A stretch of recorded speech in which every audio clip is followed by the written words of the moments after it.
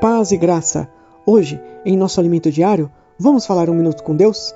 O título dessa mensagem é A Tempestade que nos leva a Deus. A mensagem principal encontra-se em Mateus, capítulo 14, versículo 22 até o 25. E a mensagem diz: Jesus anda sobre as águas. Lemos: E logo ordenou Jesus que os seus discípulos entrassem no barco e fossem diante para o outro lado, enquanto despedia a multidão. E, despedida a multidão, subiu ao monte para orar à parte. E chegada já a tarde, estava ali só. E o barco estava já no meio do mar, açoitado pelas ondas, porque o vento era contrário. Mas à quarta vigia da noite, dirigiu-se Jesus para eles, andando por cima do mar. E os discípulos, vendo-o andando sobre o mar, assustaram-se, e dizendo: É um fantasma, e gritaram com medo. Nessa passagem maravilhosa, que nos ensina tanto, em Mateus, depois da multiplicação dos pães e dos peixes, Jesus manda que os discípulos atravessem o mar sozinhos, e os discípulos obedecem, mas em termos. Vamos ler o que diz em Marcos, capítulo 6, versículo 45. E logo obrigou os seus discípulos a subir para o barco e passar adiante, para o outro lado, a Betsaida, enquanto ele despedia a multidão. E tendo-os despedido, foi ao monte a orar. E sobrevindo a tarde, estava o barco no meio do mar, e ele sozinho em terra. E vendo que se fatigavam a remar, porque o vento lhes era contrário, perto da quarta vigília da noite, aproximou-se deles, andando sobre o mar, e queriam passar-lhes diante. Mas quando eles o viram andar sobre o mar, cuidaram que era um fantasma, e deram grandes gritos. E como detetives, vamos investigar o porquê os discípulos passaram pela tempestade. Nesses versículos contam a mesma história de uma ótica diferente. Imagine alguém andando sobre o mar.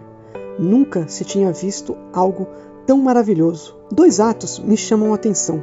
O primeiro, Jesus mandou que os discípulos fossem para o outro lado, para Betsaida. E o segundo é que o vento era contrário. Eles estavam no meio do mar, e o vento estava muito forte, sendo assim, criando ondas que castigavam o barco.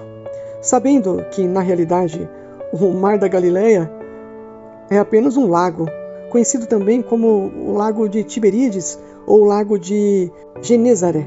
No entanto, ele tem 166 quilômetros quadrados e mais ou menos 46 metros de profundidade. Vamos continuar desvendando o porquê o vento era contrário para os apóstolos escolhidos do Senhor. Em João, capítulo 6, versículo 16, nos mostra o porquê desta situação. E lemos: E quando veio a tarde, os seus discípulos desceram para o mar, e entrando no barco, atravessaram o mar em direção a Cafarnaum. E era já escuro, e ainda Jesus não tinha vindo a eles. E o mar se levantou, porque um grande vento assoprava. E tendo navegado uns 25 ou 30 estádios, viram a Jesus andando sobre o mar, e aproximando-se do barco, temeram.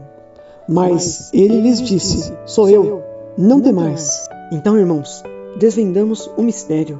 Jesus manda que os discípulos fossem para Betsaida, mas por algum motivo eles decidiram ir para um caminho diferente, talvez por ser mais perto ou mais cômodo. Se fatigaram na tempestade e provavelmente se lembraram da última tempestade que enfrentaram, mas, no entanto, daquela vez, Jesus estava no barco. Jesus estava no barco. Mas desta vez, Jesus não estava no barco.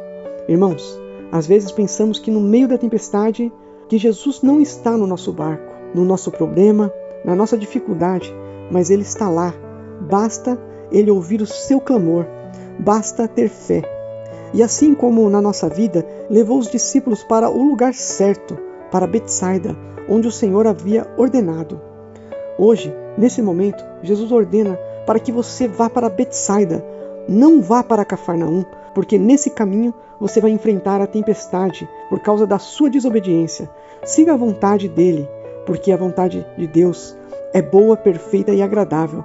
Assim como Jonas, por causa da desobediência, os discípulos passaram pelo vento da provação. O engraçado dessa passagem, Pedro é exatamente a imagem do homem comum, a nossa imagem.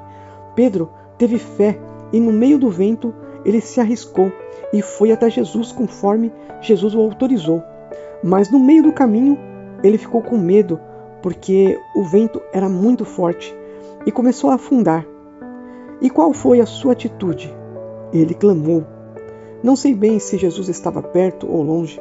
No entanto, após seu clamor, ele foi puxado para a superfície. Eu peço uma licença poética para os irmãos, porque ali eu imagino que Jesus segurou a mão de Pedro e disse: "Vamos, Pedro, vamos caminhando pelas águas." E ali foram até chegar ao barco. E eu aprendo que mesmo quase se afogando, molhado, assustado, Pedro estava satisfeito, porque teve a maior experiência que um homem já teve. A experiência com Deus é tudo. Eu creio nisso, eu imagino isso. Isso está na minha mente. Quero deixar essa passagem para você. Êxodo, capítulo 14, versículo 14, que diz: "O Senhor pelejará por vós, e vós vos calareis." Irmãos, às vezes o vento, a tempestade, a dificuldade, a provação vem para nos colocar na direção correta, na direção em que Deus quer que estejamos. Eu não vou dizer que seu lugar é ali ou em outro lugar. O seu lugar é aonde Jesus ordenou que você vá. Não vá para Cafarnaum. Volte e ouça a voz do Senhor te mandando, te ordenando para ir para Betsaida. É o lugar do milagre, é o lugar da sua bênção. Não saia da sua rota, do seu alvo. Siga o caminho, porque Deus pelejará por vós. Apenas espere um momento. Clame como Pedro. Com a autoridade que Deus me deu, pelo sangue de Jesus, eu quero te abençoar, em nome de Jesus, e desejar um dia cheio de bênçãos, graça e paz do Senhor Jesus. Amém.